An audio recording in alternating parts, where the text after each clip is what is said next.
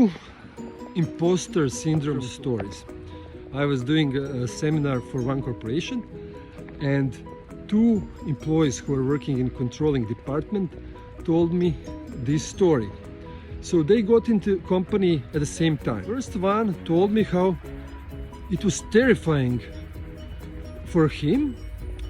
Even though his manager was very good, he was terrified because he saw that the other guy was amazing. So there was this social comparison. He couldn't cope with this feeling of insecurity. So he was always nodding and saying, yes, I know. He was showing off, but he was actually feeling like a fraud.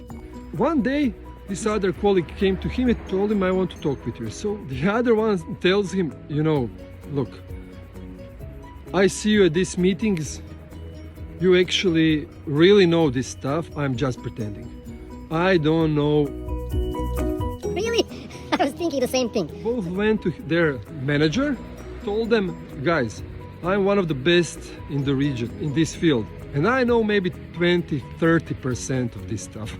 So this is one story of imposter syndrome. The other one, this story was about a guy who I met this summer. He was telling me about his imposter syndrome and how over the years he became more aware where this is coming from. He was a sensitive child and had pretty strict punishing parents, especially mother.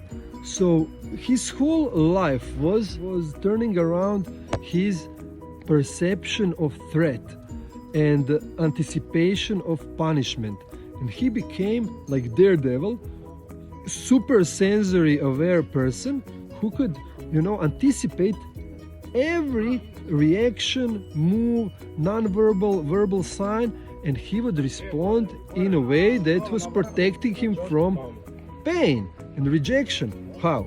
By manipulating, using his charm. He was charming. If he needed to be, he was a people pleaser, telling things that people wanted to hear, even being amazing at school, but because he wanted to be this perfect kid. This was so hard later because this superpower was on even in his team where there was many people and he couldn't please everybody and charm everybody.